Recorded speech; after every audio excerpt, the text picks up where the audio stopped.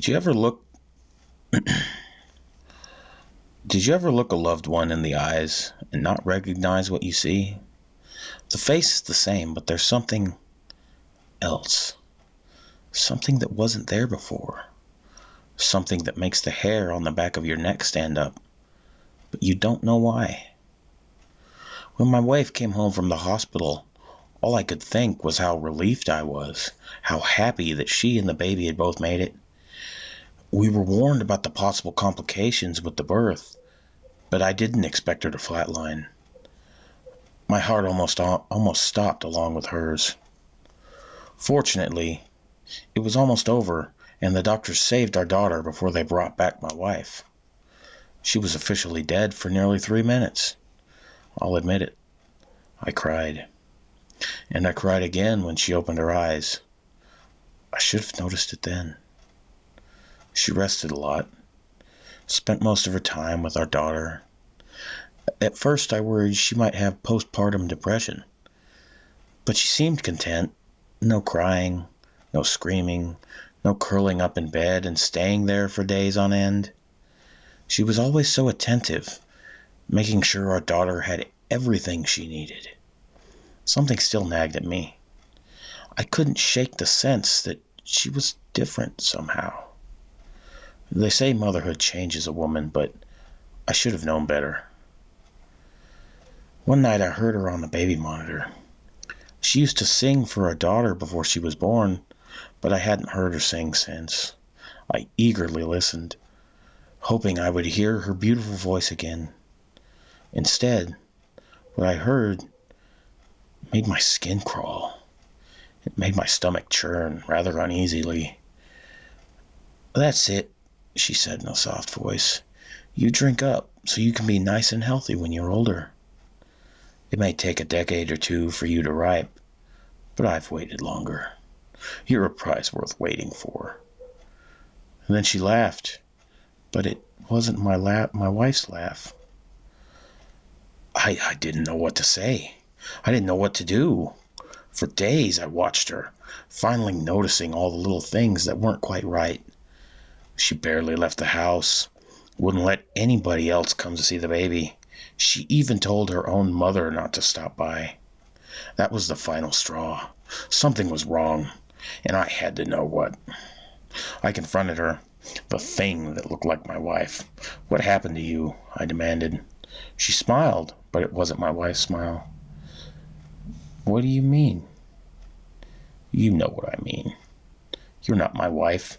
You haven't been for weeks. Who are you?" She stopped pretending. I looked into her eyes, and I didn't recognize what I saw. "Well, you were bound to figure out eventually," she said. "No, I'm not your wife. Your wife was dead, or rather, her heart stopped, and she had an out-of-body experience. That lovely body of hers, with all her memories tucked away in the synapses of her brain, was open for the taking.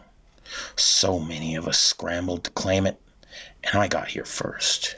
She did a smug little curtsy, as though I should be impressed. My eye twitched. "And what are you?" You might call me a wandering spirit, or a ghost, or even a demon.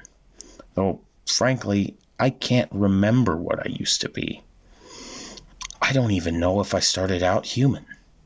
What I do know is that when a person dies and their spirit leaves it, if they don't come back to claim it, when someone revives them, there are plenty, like me, who yearn for a physical form. It had been ages since I took over a woman, and with a baby to boot. There were spirits lining up, hoping for a shot at that life. But that's not what I wanted. I want to start over again. I'm tired of being an adult. I choked up as my heart leapt into my throat. "You wouldn't."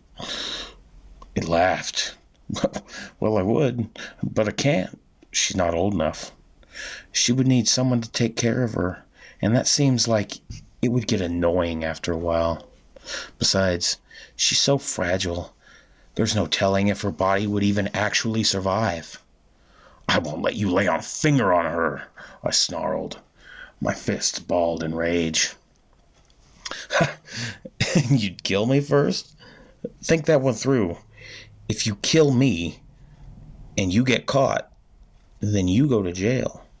And your poor baby girl grows up an orphan or bounced around the foster system. At least she would get to live. She wouldn't be dead she wouldn't be dead my way. Simply vanished without a body until she could find one to jump into, like I did. It smirked. Besides, I don't think you have the guts. Then I couldn't take it anymore. I had to protect my daughter. My wife was already gone, cursed to some hell I couldn't even imagine. I ran to the kitchen, and I took a knife from the counter. Then it was scared. It tried to run, but I was too fast. I thought of all the times I playfully chased her and then caught her with kisses and merciless tickling. I thought of all the times I had playfully chased her and caught her with kisses and merciless tickling. She would scream with laughter then, but now it was just screaming as I drove the knife in her chest. With its last bit of strength, it wrapped my wife's hands around my throat and squeezed. In all my shock and grief, I didn't fight it. My tears ran down her arms as everything faded to black. And that's when I took over his body. Hey there, guys. Malicious J here.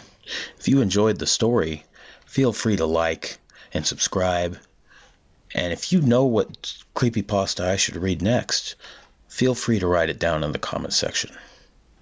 And until then, you keep safe.